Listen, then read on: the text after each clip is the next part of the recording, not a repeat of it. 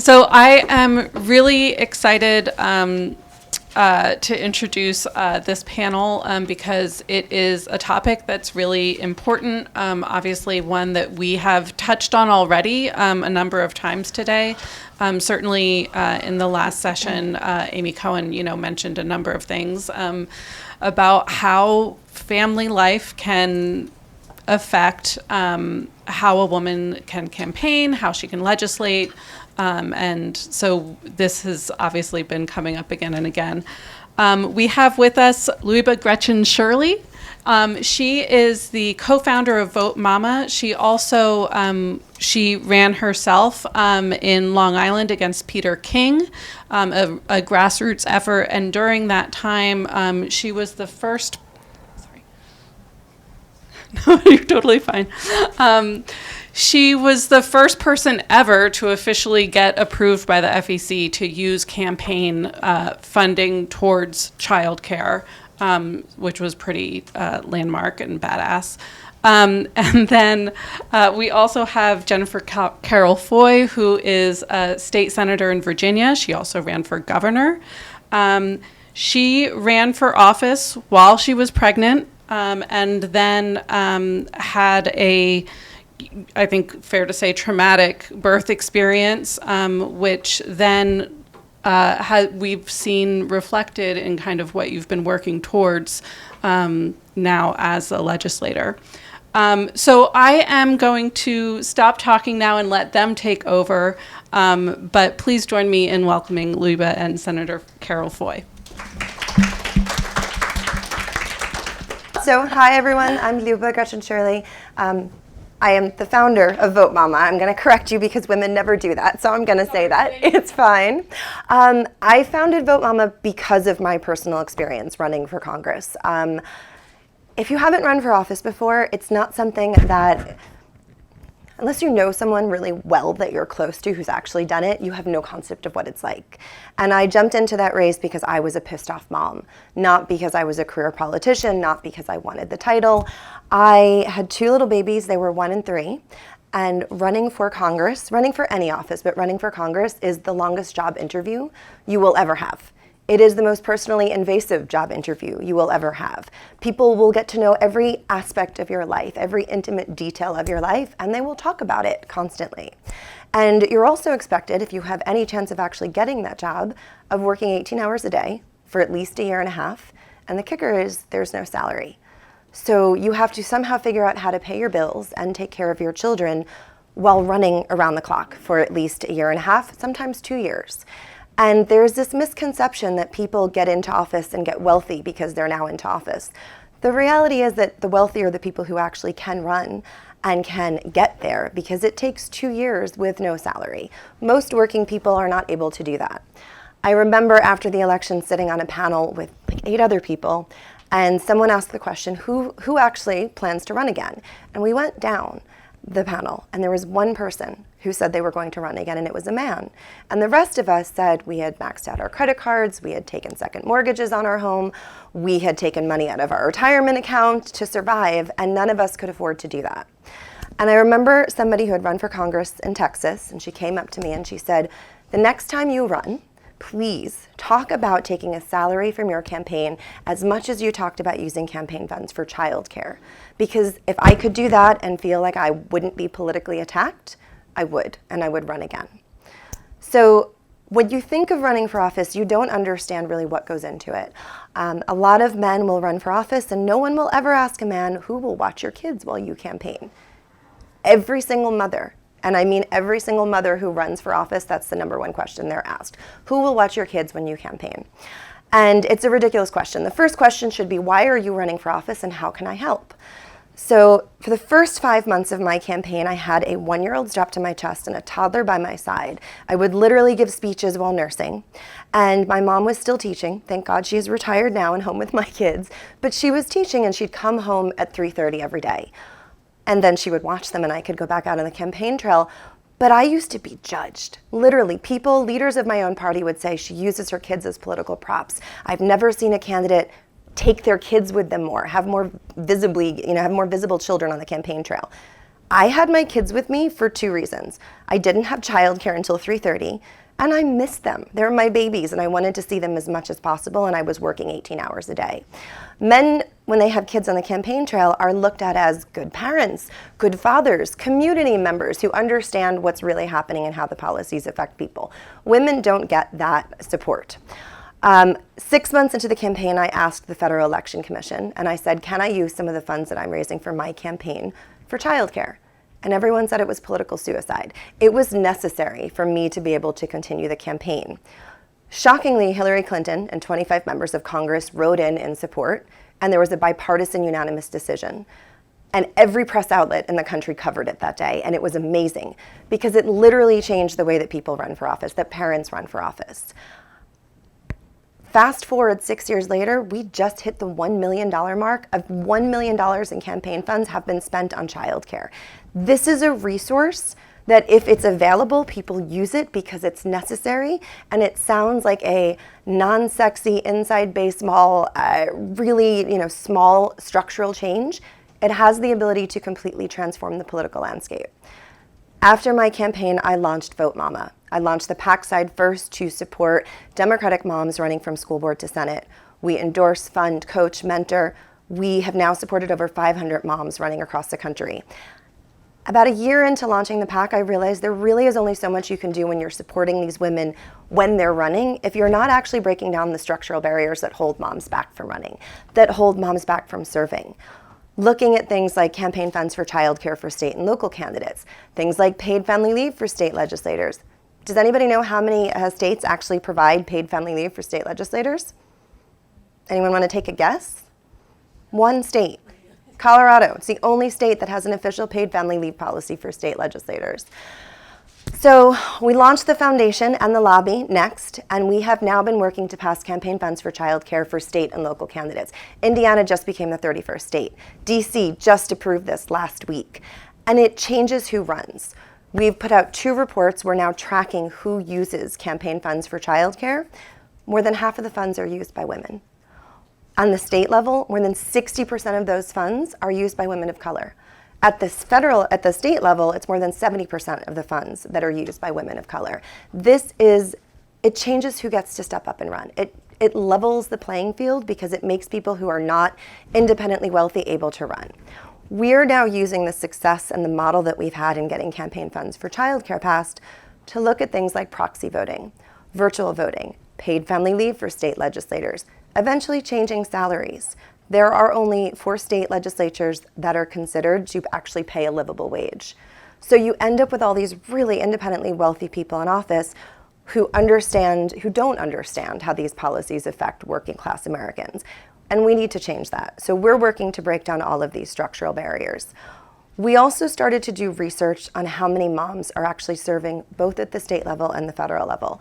I remember when I was even thinking of running for office, trying to find a story. Who had done this with small babies? Who had done this while they were nursing?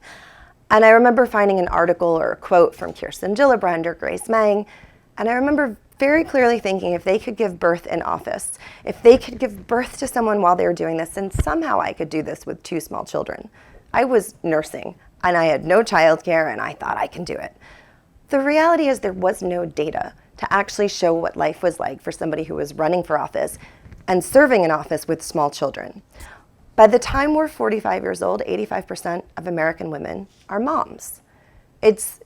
The majority of women in this country will become mothers at some point, and yet, at the federal level, it's only 6.8% of our federal legislators who are moms of minor children. It's less than 3% who are moms of color of minor children.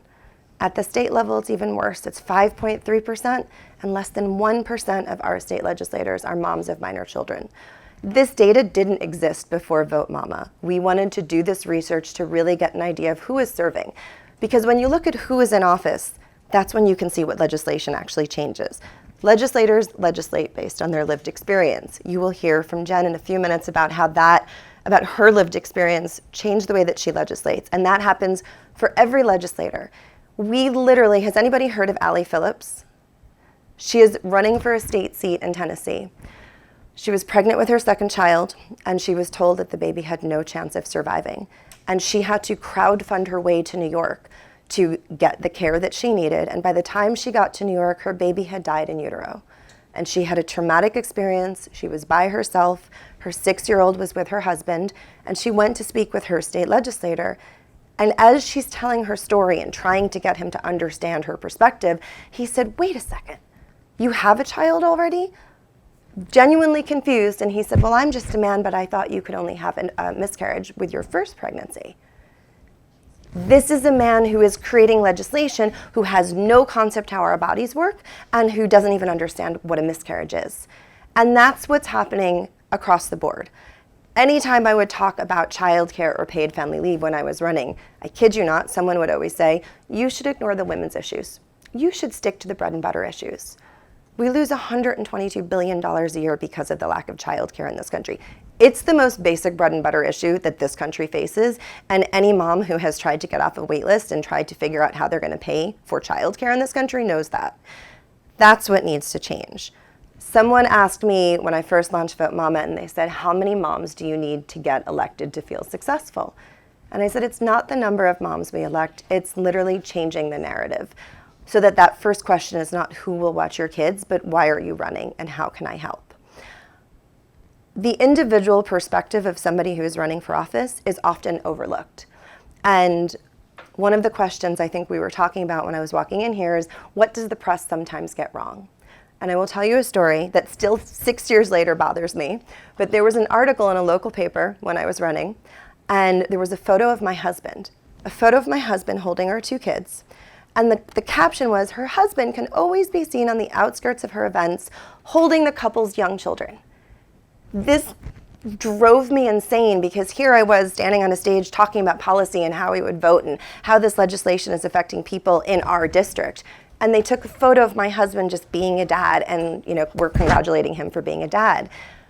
We need your help, and this is where you come in changing the narrative, changing the perspective on what moms look like when they're running, on what they look like when they're serving, on how to juggle everything, because women are 15 times more likely to be the primary caregiver, to do the bulk of childcare. Even at the height of my campaign, and my husband is super supportive and helpful, I was still the primary caregiver.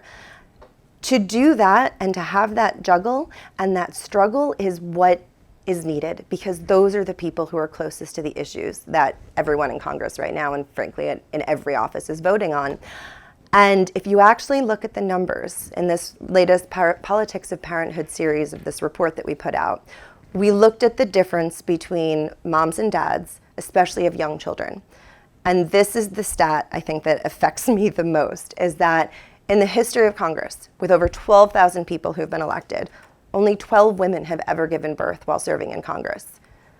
To give you an idea of the context of that number, 11 dads welcomed newborns in the last year. If you look at the number of dads versus moms of children under 6 in Congress, it's a 9-to-1 ratio. So you have a skewed perspective. And we have policies that are failing moms and kids across the country. We are 27th in education and healthcare globally. Childcare costs more than most people's salaries. Childcare for one child costs more than most state legislators make across the country, and people don't realize that. So we're trying to change the structural barriers, trying to change the way that people run, trying to change the way that people serve. There is now a very high attrition rate for moms serving in state legislators. We've talked to many who have decided to step down and run for a local office, city council, a mayoral position, because they're paid better, they're close to home, they don't have to commute back and forth.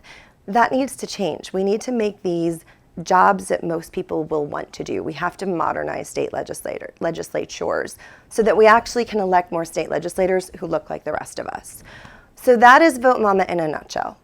And the thing that I think is most important for everyone who's in journalism is changing the narrative of who runs and how we actually change the legislators to change the policy.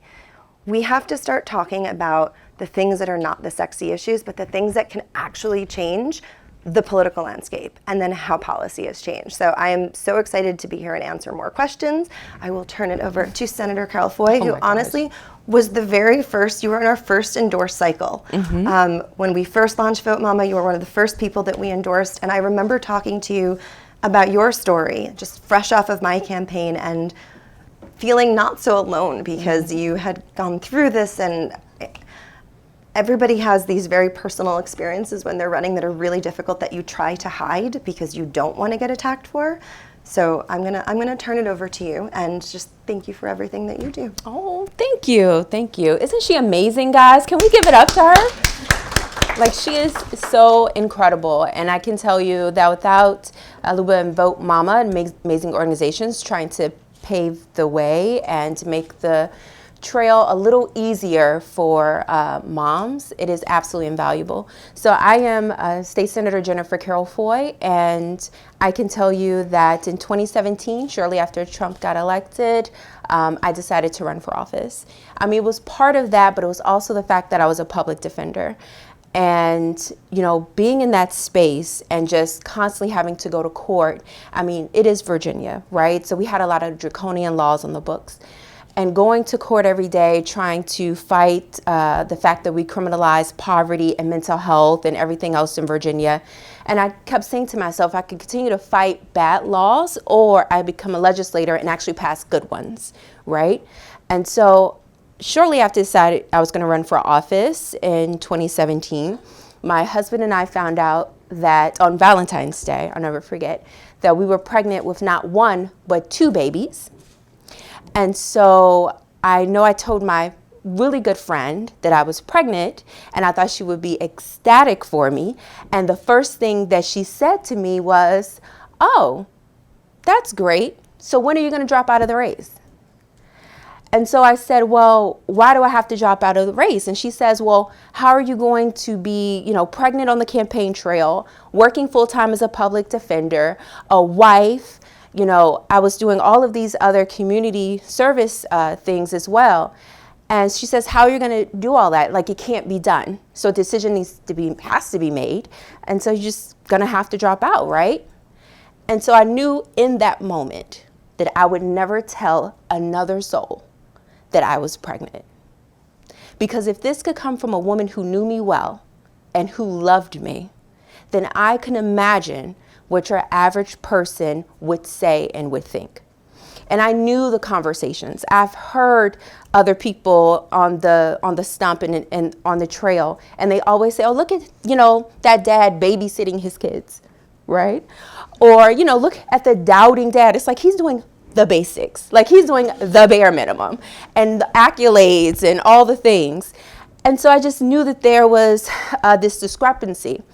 And so I didn't want to deal with it. I wanted people to focus on my message, my why, what I wanted to do, my credentials, and not focusing on should I, could I, why am I?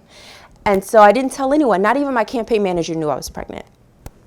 And so I remember going to work one day and feeling something weird. And I was like, oh, I just go see my OB during my lunch hour. So I go on my lunch hour, and, you know, I'm getting the sonogram and doing all the things. And then I see my doctor with a worried look on his face. And then he calls in a nurse. He calls in another one. And then 3 more people come in the room. And I'm like, okay, guys, I got to go. My lunch break's over. And the doctor looked at me and he said, "Your feet will never touch the ground again until these babies are born." And I said, "What do you mean? I have a full campaign that I am running. My job doesn't know that I'm pregnant. No one knows." And he says, "This is it for you. It's the lives of these babies are at stake, because that thing that you felt that brought you here, that was a foot. Your babies were about to drop out of you." And so I was on bed rest for the rest of my campaign. And I had to then have my campaign meetings in the hospital. I had my finance person, my campaign manager, I had my field person. We were operating a full-on delegate campaign from the 4th floor of Inova Fairfax, right? And so I was pretty much upside down, because the doctors needed to do everything possible to keep those babies in as long as I possibly could. So here I am running a campaign from the hospital. Limited number of people knew that I was pregnant. My job loved the fact that they didn't know. It's like, hey, I'm not coming back for a break for another 3-4 months.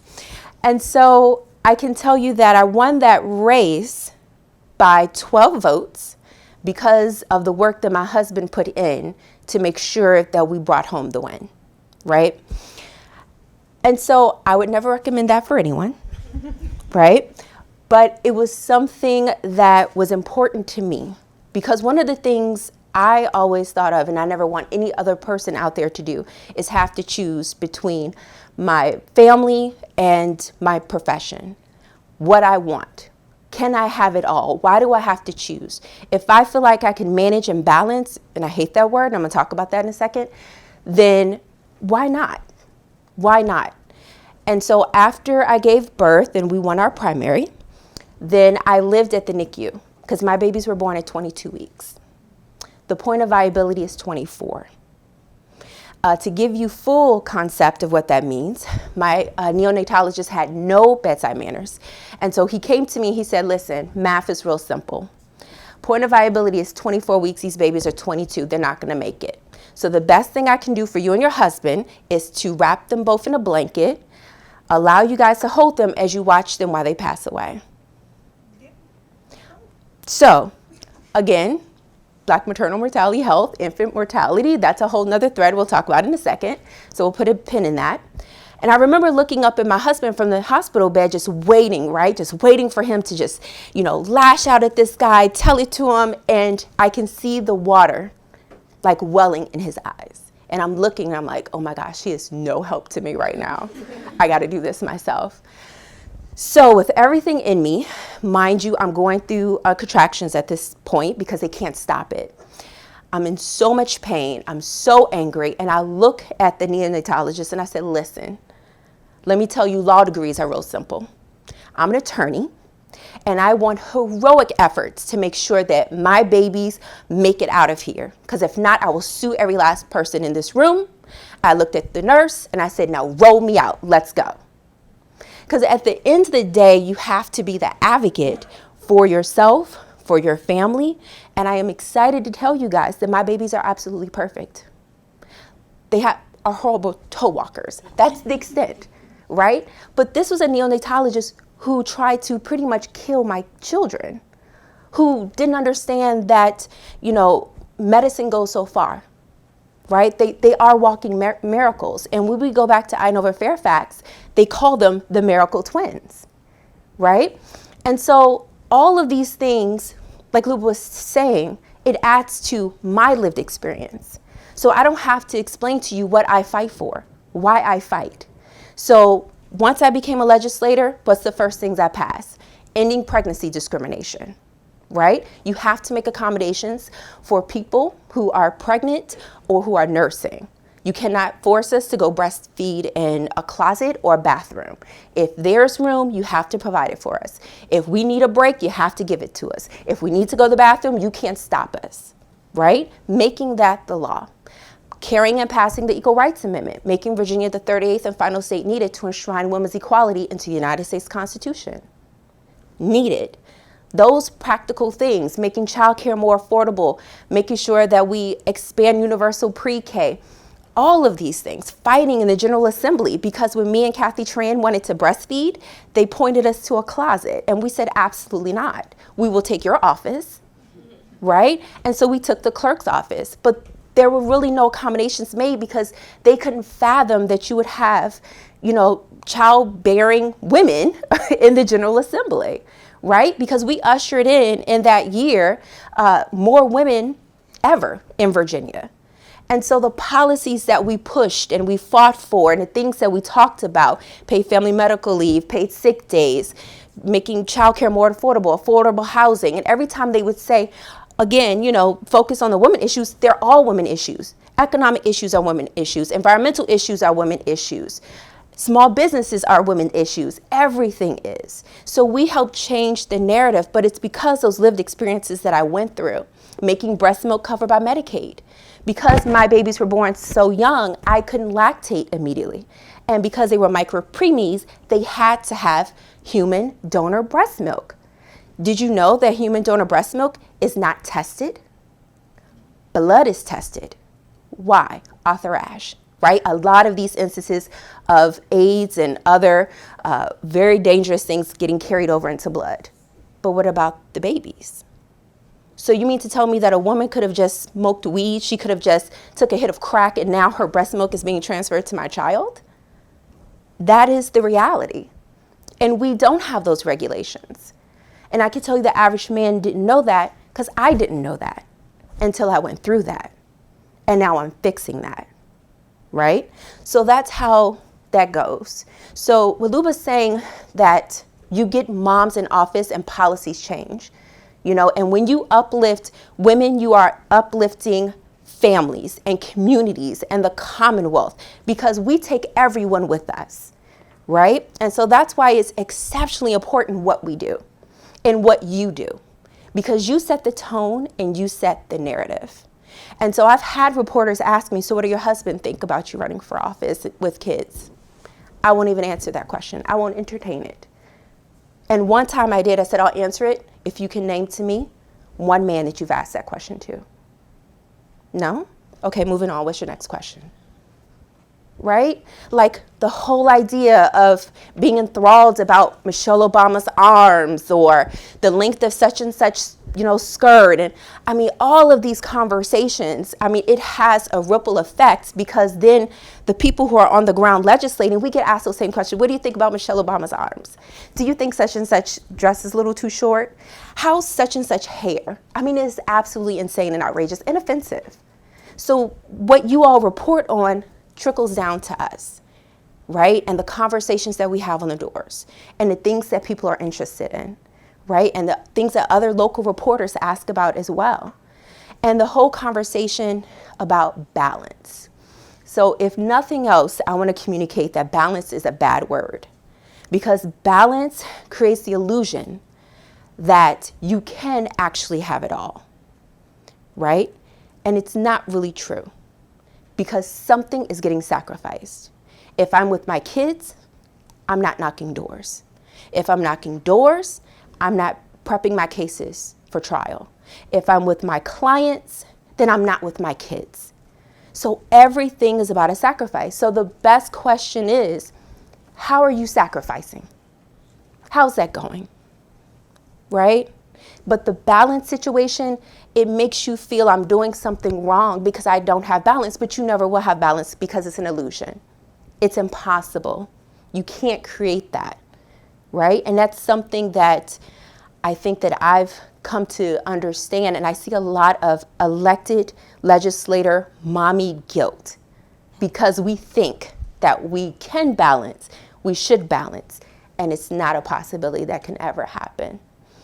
But I think to have more of the conversations about, tell me how you are preparing lunches and organizing launches at the same time. Talk to me what it's about to pick your child's ear boogers while you're also in Virginia don't have a budget because your governor gave 233 budget amendments and have vetoed more bills than any other governor in Virginia's history. Like, let's talk about that. Like, let's really unpack it. We could talk policy, but we could talk about the reality of how hard and difficult and awful it can be being a mom, working mom with a full-time job and a mom, right? It's all of those things. And when people think about how difficult it is just taking care of your kids, then think about how difficult it is taking care of your kids and having a job, and how difficult it is taking care of your kids, having a job, and then a full-time job. Because that's a ball I can't drop. If I fail at that, people go to jail. They lose their housing. They lose their kids. They lose everything. So nothing can fail. All balls have to be in the air, perfectly managed, period. Because we are also in an era where everyone is watching us, trying to see if we can do it, trying to see if we can fail. Because men see us coming. They see the fact that we're the majority of people who are graduating from college and with higher degrees, that we are coming for their positions, we're coming for their seats, and they want reasons to stop us. And I just want to make sure that when we put the narratives out there, we're not lending ourselves to that, we're not feeding into that, and we're bringing it back to the policy and the realities and not the superficial. So I appreciate what each and every last one of you do. I couldn't do it. I failed journalism, but it's the thing. But having these conversations is exceptionally important, and I just want to thank you guys for that. And again, I just want to thank this amazing woman for making it easier for people like me to do what I do. Thank you. I thought being a mom in the newsroom was hard, but man, I'll never try it on the campaign trail. Before we open up to questions, I did want, just for the sake of transparency, I meant to say this at the beginning. Vote Mama is supported by Pivotal Ventures, which is our sponsor. We actually found that out after we reached out to them. We wanted them involved anyway, for reasons that are obvious, but just making that clear. So questions? Hi, I'm April from the Nevada Current. I love your report every year. I love the report. I don't know how often it comes out. And full transparency, because I do this every time this conversation happens. I pay $2,000 a month for childcare. Okay, that's all. I just need everybody to know. How many kids do you have? Two. Two. I have two under 3 or like 4, so they're. Yeah, anyway, it's expensive is all I'm saying. I have a question. It's for both of you, but maybe most for Vote Mama because of the report that you guys do. You mentioned, obviously, you guys have policy priorities that you are pushing in states that you think will help make it easier. But given your report, and there are states that have more working moms in them and all of that, do you see any trends in terms of the states that already exist that have better things for moms, or like for working moms, in terms of whether or not that's the location of the capital, the time they meet, those things? What are the trends that you've noticed? This is one of the next reports that we want to do. So I don't have the exact answer for you, but I can tell you anecdotally. I cannot tell you statistically. I've talked to a number of state legislators, specifically in Kentucky, that within an hour and a half of the Capitol, every mom, I can't tell you about dads, but every mom who has young children who serves in the Kentucky state legislature lives within an hour of the Capitol. Outside of that, they do not. It is, and one of the moms that we actually supported who was elected to the Kentucky state legislature has stepped down, decided not to run again, and she's one of the people who's actually running for a city council seat. So we've talked about this data because we only know the answers anecdotally, but for the most part and for stories that we've heard, that's what we're hearing, is that if you have young kids, you have to live near the Capitol. And for states like New Mexico, where you don't get any salary, it's really difficult to be a mom with young children, again, unless you're independently wealthy. But they actually have a pretty good group of moms who are working to try to change the legislation there. It's something, New York is one of the states that are considered to pay a livable wage. And I've talked to state legislators there who want to have second children and are trying to figure out how to balance this, because New York, it does not have paid family leave. Technically, you can have a baby and you can take time off, but you're now putting yourself at risk of losing your next election. So I've spoken with state legislators who are trying to figure out how to juggle, when their election is, when they will be, up at the Capitol, how they can have a second child. The problem is they're now paying for childcare in 2 different locations. It's really hard to get off of one childcare waitlist, but now to do it at the Capitol and in your district is really difficult. New York actually put together an informal childcare center. The Senate side said that they could not participate, so it was only for assembly members. This was an internal thing. They've now formalized it, and it's still not this public thing, but the press wrote about it when it was the informal version of this and actually called it out, saying it was not a good thing. And criticized it. And I remember a number of state legislators reaching out to us saying, help us address this, help us talk about this. It's a problem because even if it exists, you're afraid to use it because you'll be criticized. It's the same thing with campaign funds for childcare. In Virginia, it's technically the Wild West of campaign finance. We now had the Attorney General approve it. But even before that, you could technically use it. We had people who were running for state legislature whose staff said, don't do it. You will be politically attacked. You can't do it. So that happens across the board. But we will have that report, I promise you, in the next year or so, because we've been talking about it for a while. I forgot to tell you all something. The FEC recently just had a new ruling. Nabila Islam is a state senator in Georgia who ran during the pandemic. She put a request in. We worked with her on this because she was not married at the time, did not have health insurance while running, so ran at the height of a pandemic with no health insurance. And she put a request in saying, basically an extension of my FEC ruling in 2018, can I use campaign funds for health insurance? We went down last year and we testified. They said no to that, unfortunately, but they did make 2 changes, which the press should be talking about because it changes the way that federal candidates can run. Before, if you took a salary as a federal candidate, if you're running for Congress, it had to be less money than you earned in the previous year, which hurt anybody who was sick or a student or a caregiver or who wasn't working in the previous year. And you had to wait until you made the ballot to be able to take a salary. That can take a year in most cases. It takes a full year. So it didn't really help. What they did was they changed this so that now you can take a salary the second you file your paperwork and you've raised enough money to be able to afford to pay yourself a salary. And it's now capped at the average of the last 5 years of your salary. I just wrote an op-ed with Commissioner Broussard about this in roll call. We can send it to you, but talk about it constantly because most people don't know that this change happened. And I was speaking with a woman who was one of our candidates. She won her city council race and she has always been asked to run for Congress. She's a single mom with young children and she said, I can't afford to do that. And when I told her about this rule change, she said, well, I have no excuse now. I can run for Congress the next cycle because I can actually take a salary and live.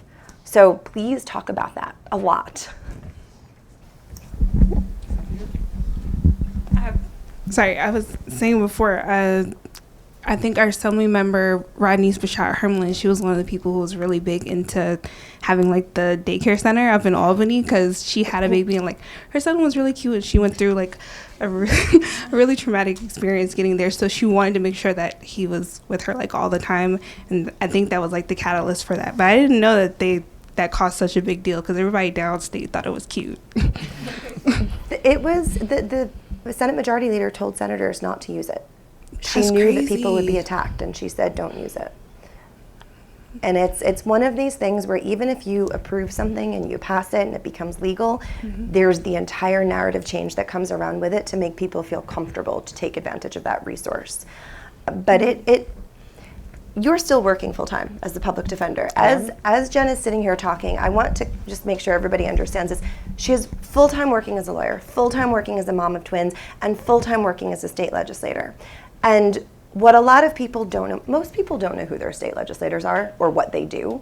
But what most people really don't understand is that even if you're a part-time legislator, I mess those words up all the time, you're working around the clock. Even if you're not at the Capitol, even if you're not voting in that moment, you have to serve your constituents. You have to be there to answer questions and to support them. So we actually have to, when I say modernize state legislatures, make them full-time jobs that pay livable wages, that people can actually support families on. We have this conflict of interest that people who are either lobbyists or consultants or who need to, rub shoulders at the Capitol to make lots of money, that those are the people who are getting elected. Not the moms who have lived through this experience who are going to get there and pass legislation that will make everything better for the majority of people in this country. That's right. So actually, just to piggyback on that, in Virginia, as a state senator, who can guess how much money I make? Just throw a number out there. 13,000. Close. Oh no, I wish. 20? Less than that. 18,000 whole dollars, right? So I actually lose money being an elected official because when we're in session for 60 days, I have to take a leave of absence for my full-time job. So I go 2 months with no real pay, right? And so trying to sustain yourself is extremely difficult. And, some people treat this as if it's a part-time job, but if you do it right and do it well, it's not. Every groundbreaking, every roundtable, every listening session, every event that you're invited to, all these things are time consuming and takes you away from family, job, whatever else you have going on, right? And so it really is a sacrifice. But even in Virginia, there's no appetite to change it because still the majority wants to continue with the tradition. But the tradition is to keep it wealthy, keep it white, and keep it landowning. Right? That's where the policy for these elected officials came from. That's why we only do 45 or 60 days in Virginia, because they want it, and we do it in January and February, a little bit into March, because it had to go around when people's cropping season was. right? And it makes absolutely no sense. And so before 2017, when you really took a look at the landscape of who was an elected official in Virginia, it was traditionally people who could self-fund, who were independently wealthy, who were retired. And so that's why now, you know, with this influx of more people running for office from, you know, diverse communities, lived experiences, you know, I have to tell my leadership, do not put a meeting in Richmond at 2:00 in the afternoon on a Tuesday, because I will not be there. Right? I have a job, guys. I have kids. I don't have childcare in the middle of the day.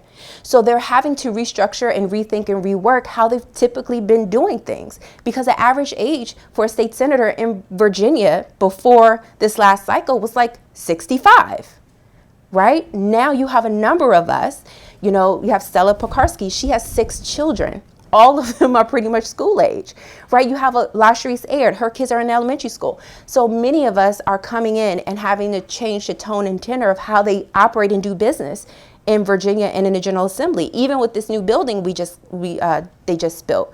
We have a lactation room. We have a breastfeeding room, right? We have these things now because of how we've changed things and the conversations we're having and saying, you say you want more women to run for office, but your policies don't reflect that, right? And so you want more LGBTQ plus people to run for office, your policies don't reflect that. So now we have an all gender bathroom. These are the things that we have to do and the conversations we have to have. And the more articles and, you know, pieces that you guys put out promoting these things, talking about these things, getting it top of mind for folks, that's how it's easier for us to have the conversation. Because it's like, look, a lot of legislators only care about things that's, you know, top trending topic. You guys decide what that is. And that's how you're so powerful and can make things so much easier for the rest of us. Hi, my name's Amanda Perez Pintado. I'm from Puerto Rico. One of our most high-profile politicians, she's our resident commissioner. She's a member of Congress, but with no voting rights, was pregnant. She recently gave birth. She's on the campaign right now, and she's challenging the sitting governor for their party's nomination. And her pregnancy was a huge deal. And it was covered pretty extensively, from the announcement to the fact that they were twins, to what their names were going to be, to when she went to inscribe their names into the register. And I'm just wondering what your thoughts are on that type of coverage. There was an audience for it. People were interested. But at what point is it maybe too much, or how to kind of like balance that coverage of her pregnancy while campaigning and not kind of like overdoing it? That is not the way to I'm curious what your thoughts are, but that is not the way to cover being a mom on the campaign trail. My son, when he was 1, broke his leg. I broke his femur on the campaign trail. And I remember them literally taking me into the operating room, and I was horrible. And he broke his femur, he was in a body cast. I was nursing a baby in a body cast for a month on the campaign. And I got ripped apart, and it got picked up in the local press, just that kind of information about people would literally judge whether or not I was a good mom if my kid broke his femur. He ended up being diagnosed with osteogenesis imperfecta later in the campaign, and I never spoke about it. He broke his leg again a week before I won the primary, but I never spoke about the second break or the diagnosis because I was so publicly attacked for the first time. And people would talk about that constantly. It was a super personal thing that people would talk about. There's that aspect of it, which is the negative and scary thing that happens. And then there's the let's talk about the names and all the silly stuff and the mommy stuff. That, it's kind of degrading, because it now associates you with being just a mother. And that was something that used to drive me crazy. I would always get tagged of like local mom, nonprofit person, never MBA, never somebody who worked in economic development around the country, around the world, but a mom and like PTA mom. That's who I would get like called as in the press and everything like that. You want to focus on, you can talk about the person being a mom because that normalizes it, but talk about why they're running. Talk about the policies. Talk about how much money they raised. Talk about what a damn good job they're doing in their campaign. Don't focus on the fact that they are a mom, but don't hide that either. Because I feel like in 2018, it was the first time that a number of us didn't hide who we are. In every field, we're always told not to talk about our kids because people will now judge you and not take you as seriously. And sadly, it's true. But the more we talk about our kids in a very like nonchalant, we're moms, this is who we are, this is my lived experience, everybody would tell me separate who you are from a mom as a candidate, and I couldn't. My kids were with me everywhere, and that's just the way that I am as a mom and as a candidate, and I was running because of them. So talk about it, but not in that way. Talk about it, and I don't know how to say that better, but you know what I'm trying to say. Talk about it as like a normal part of life, but focus on the campaign and what she's doing and who she is and what her background is and why she was running for office. That's the part to focus on. Yeah. I think for me it was very conflicting because you would have your consultants and the people who get paid to make sure that you win and who had experience in this, and they would say things like, okay, so really no photos with the kids, we need you in a power stance, arms folded, looking serious, like you're smart, you know, I should be in this room. But then when you look at all of the photos with the men, what do you see? Dog, kids, you know, all the things, right? So to soften them up, to harden us. And so you always had, you know, this push and pull. But then they would say, hey, the kids actually it's receiving more likes, more, you know, comments, because it humanizes you. People are like, wow, she's doing this with these little bitty babies, you know. And so it was always this back and forth, right? And it was it's very conflicting even now. I try my best to be very judicious in how much I have my kids front facing, because some advice was given to me. It's like, look at how much you put them out there. That's how much they can be attacked. Luckily, my babies are 6, right? So they're not hanging out on the corner. They're not doing, you know, sensational things right now. But at the end of the day, I don't know if I want them to be recognized on site, right? I don't know how much I want them exposed to it, because it's really my decision. So you have this push and pull that you're always trying to negotiate with yourself. How much do I want it out there? But, you know, more to what Liuba's saying is kind of like, you know, I would love it if people say, one of the first women to graduate from Virginia Military Institute, right? Leader on the Equal Rights Amendment, mom, public defender, this, right? Like that's the idea, because I'm all of those things. And sometimes people can use the mommy pitch to minimize you, right? To make you familiar in a way that you don't want, right? Like, she's a homemaker, or she's just a mom, right? Like, that disqualifies you for some reason or some way. So it can be used to weaponize you, or it can be weaponized against you, I should say. Like, don't take her real serious because she has really obligations that she really needs to take care of. So how can she pass really serious policy and budgets, right? So just be very, you know, intentional about the narrative and how we frame these things, because it's part and parcel of who we are. It's why many of us ran and are still running.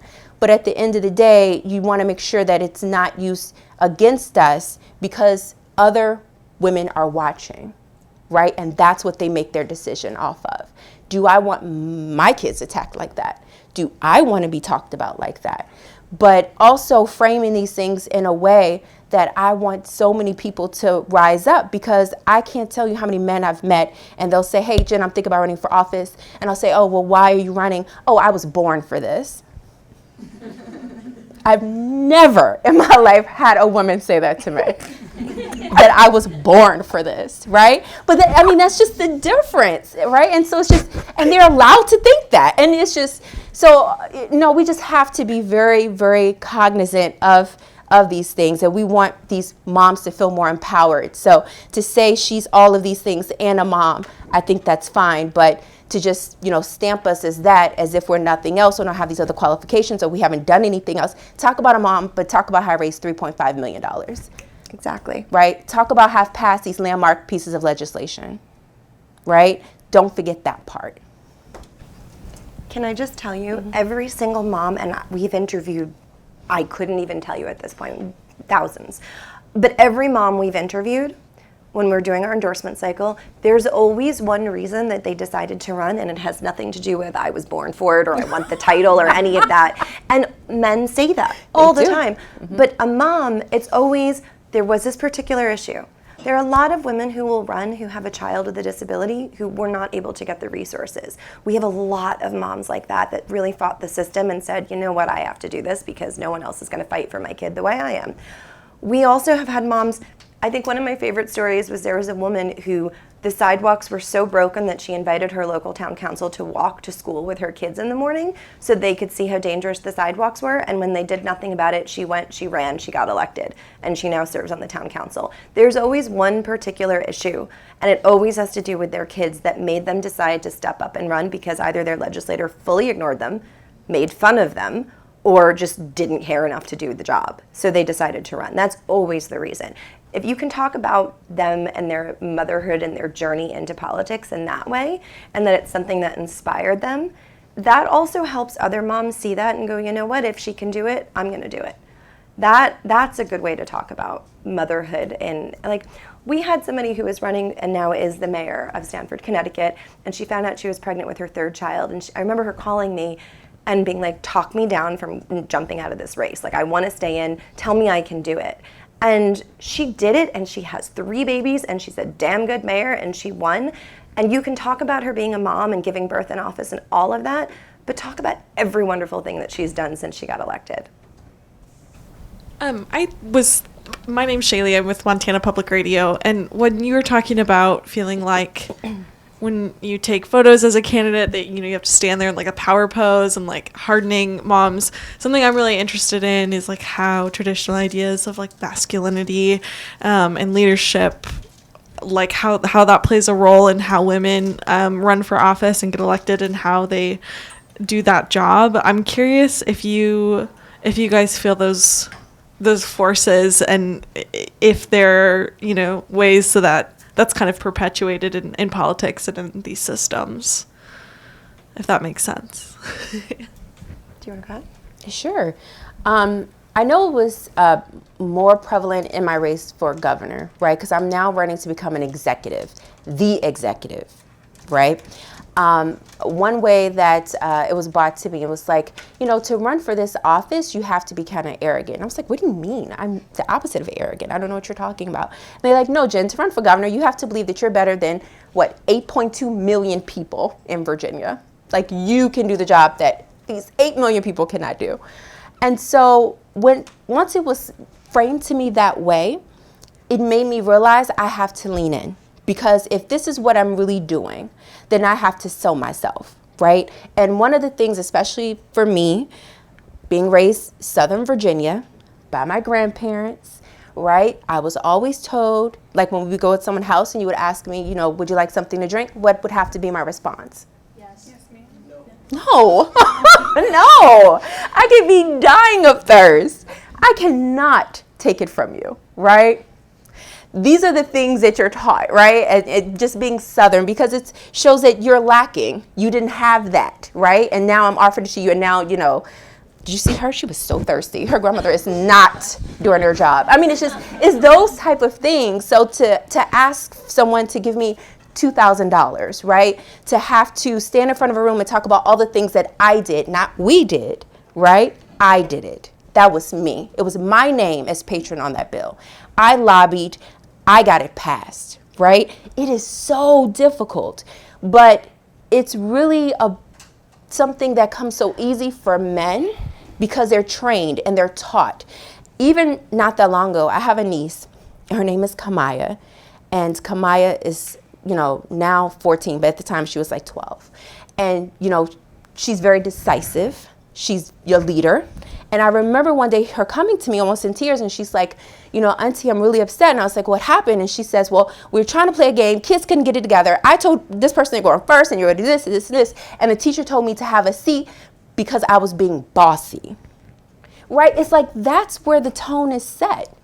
And my instruction to her was, okay, you're going to go back to school, and you're going to tell that teacher, excuse me, it's not that I'm being bossy.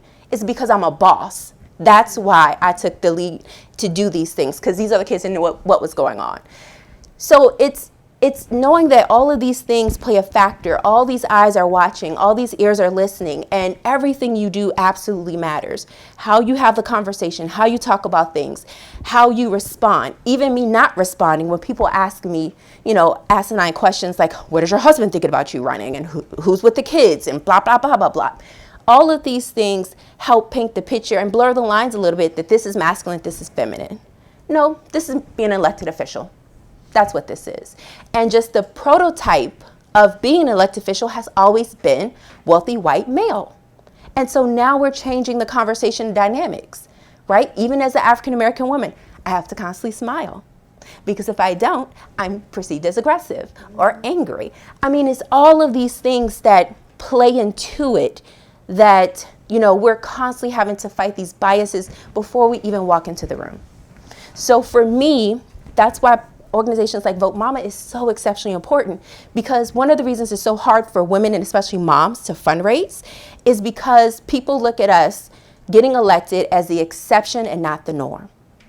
But once you have more moms running and winning, then people start to believe, because statistics show that when women run, women win at the same rate as our male counterparts. But it is so much harder for us. We have to work twice as hard to get half as far. Because even it'll be other women who look at you and it's like, I don't think now is your turn. You look kind of young. I'm going to trust this men to do this role because they've always done it, right? It's the Walter Cronkite effect. There was a study done. They said they wanted news from him because they trusted him, right? His voice, his stature, just all the things. And we have to change those perceptions. And so that's the role that Liuba's playing. I'm doing my small part. You guys play a huge role because perception is reality. And a lot of people see and read exactly the words that you write and that you say, and that's how all this factors in, and that's how together we're all a part of this movement. Sorry, I'm going to jump in really quickly. I had somebody say to me, I spoke at an event, and I was really excited because it was, I think, like one of my very first events, and the donor, it was a very big donor, and she asked to talk to me. And do you know what she wanted to say to me? To wear darker lipstick, to wear my hair up, and to never wear a dress again, to only wear suits. And she felt perfectly comfortable giving me that advice because I was a woman. No one would give that advice to a man. And in terms of fundraising, I remember I had a really hard time. I don't come from a family of wealth, so the idea of asking for a max out contribution was impossible to me. And there was another candidate, and she said to me, she said, when you ask for a max out, you have to think that you're not asking for money for yourself, because I felt like, who am I to ask for this amount of money?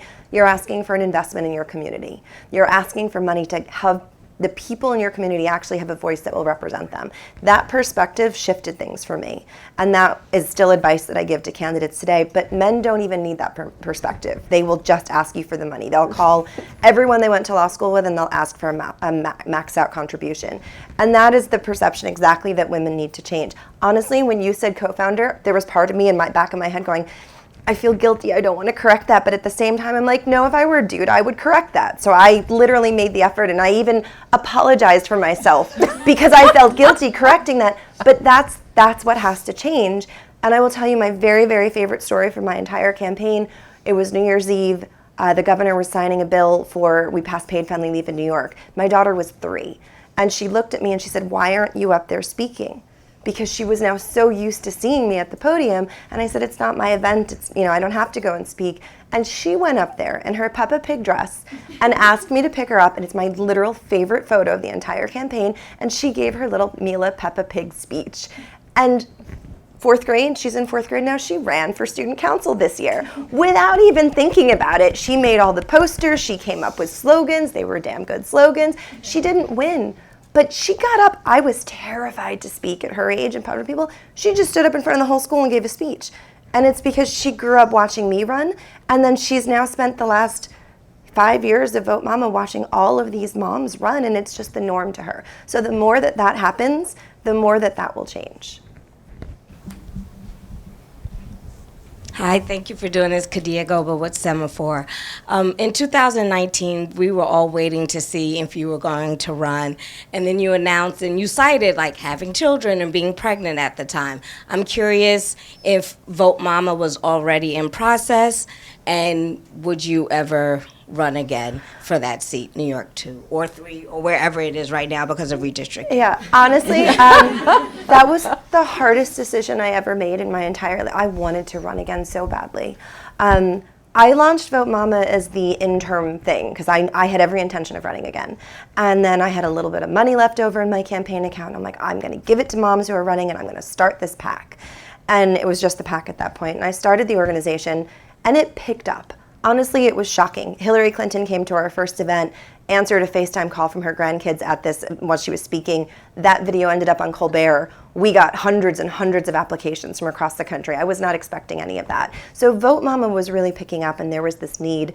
And I could see that I was having a lot more change and making a lot more of a difference with Vote Mama than I would with, frankly, one vote in a really red district. And then I got pregnant with my third child. And I remember I wanted to run for that seat so badly. And I remember thinking, how am I going to do this? I had 2 very difficult childbirths with my first 2 kids. And I sat down with my team and I said, can I do this? And they're like, we're going to give you 2 weeks off. You can have 2 weeks after you have the baby, and you'll have to be back on the campaign trail. 2 weeks after I had my second child, I was hospitalized with an infection for over a week. I knew I couldn't campaign in that sense. And I went back and forth. And I remember sitting there with my kids thinking, the other thing is you have to give up an aspect of who you are with your family to run for Congress. It is all in. And so the thought of having a brand new baby and having to be on the campaign trail with 2 toddlers, it killed me. And I felt like a hypocrite, to be very honest, saying, we need more moms in office. We need to make it easier for moms to run and not have to give up every aspect of who they are as a mom so that you can do both.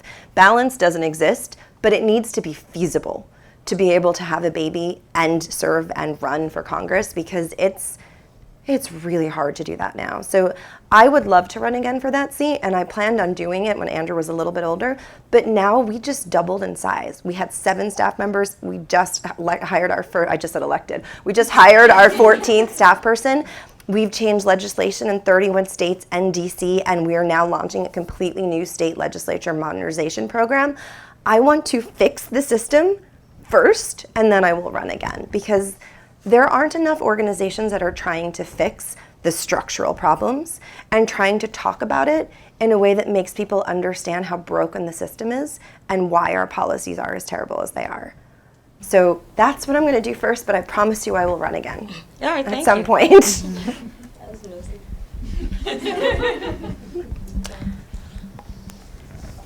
Hi, I'm Nancy with Rhode Island Current.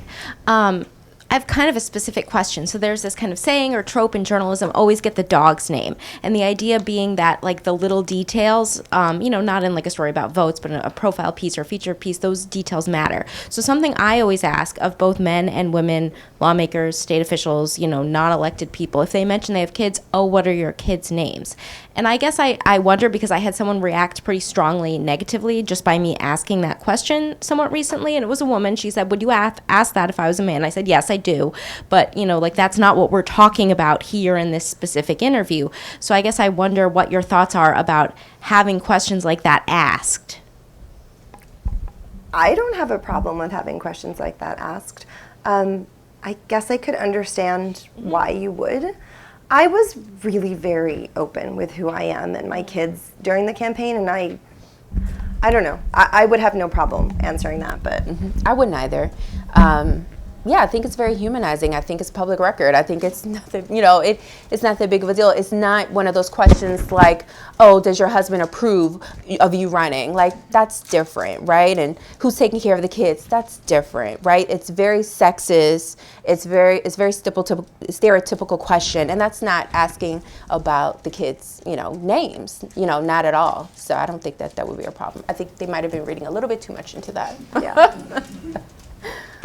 Hi, I'm Jackie. I'm from Florida, Phoenix, but I also grew up in Virginia and covered the General Assembly there. But I'm wondering, I know the organization is focused on moms, but I'm wondering if you have also seen obstacles for single women who don't have children or don't want to have children compared to how their male counterpart, like other people who are running, are seen. Women get attacked if they have kids. Women get attacked if they don't have kids. If you are a woman who doesn't have children, you are judged immediately. And they don't associate you with people who understand how families are suffering or how policies affect families. And if you are a man who doesn't have kids, no one cares. No one notices. And if you're a man who does have kids, you understand all of these policies, and it's a double standard across the board. So women will get attacked no matter what. Yeah, if you're a guy, you're a stud, you're a bachelor, right? You're all these things. You're a leader, you're focused on your profession, et cetera, et cetera. A single woman, what's wrong with her? Why she doesn't have kids? Why isn't she married? No one wants her. Is she gay? Like, it's all of these other things that come out that people fish for that they don't. And so it's very sexist, it's very biased, it's unfair. You know, I know that I saw even a lot of it with you know, one of my idols, Stacey Abrams, when she was running, right? I never even thought about the fact that she wasn't married and didn't have kids until other people were thinking about it. And they made it a narrative, and they made it a top line, you know, article. And it was enraging to me because of all how brilliant and amazing of an elected official she was, and a, you know, speechwriter, and just all the things. It's like, this is what we talk about, but no one really does, or no one does that for a man. And those are the realities that we grapple with. But I do know, I have a few male friends who said to themselves, you know, I'm gonna get married and run for office, et cetera, et cetera, et cetera. But, you know, oftentimes women are moved to run because, like Liuba was saying, because it's of an issue. Something has moved us. It's personal. Whereas oftentimes I see with a lot of men, it's about legacy. It's about title. It's about timing, right? It's just next step. And so when you have these two different paths, I mean, you just happen to be moved to run in this moment, in this phase in your life, and it is what it is, right? But it shouldn't be a necessity that you have to check these boxes and be married for 5 years and have 2.5 kids in order for you to be able to take on this office, because it's not a requirement, right? It's about you, what you have to offer, your narrative, your lived experience, and whether the people in your community want you to be a voice, and that really should be it. So the less that the, you know, news and stuff like that buys into it, because every time it's elevated, right, it does such a disservice to the phenomenal single people who are out there who decide to run. All right, last one. Yeah, just very quick. Hi, I'm Julianne McShane from Mother Jones. I just wanted to follow up on the campaign expenditure for childcare point. So why did the FEC, just for clarification, or because I'm not understanding, like, why did the FEC clarification for your campaign not apply more broadly? And do you know if there are any imminent efforts to change this on the federal level? It applies for all federal candidates. My FEC ruling applied for all federal candidates. What we're doing is for state and local candidates. So unfortunately, we have to go state by state to get this approved. In some cases, it's legislation or an ethics ruling or an attorney general ruling or a secretary of state ruling. But my FEC ruling applied across the board for federal candidates. Got it.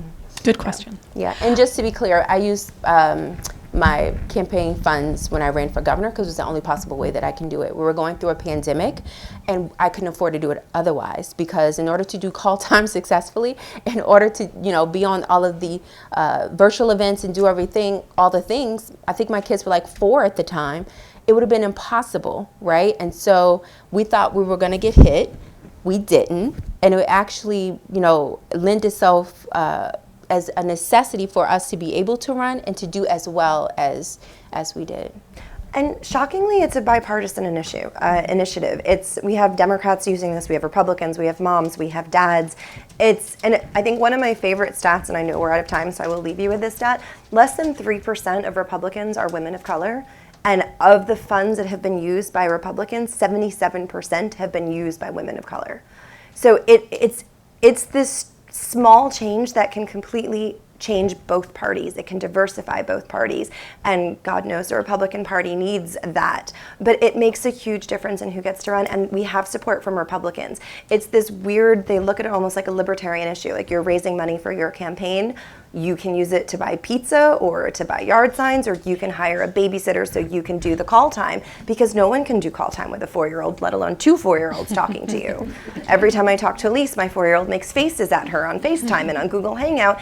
It's impossible to do that. So it really does enable people who are not wealthy, because there are more millionaires in Congress than there are moms. Thank you both for this really rich conversation. We appreciate it. Thank you.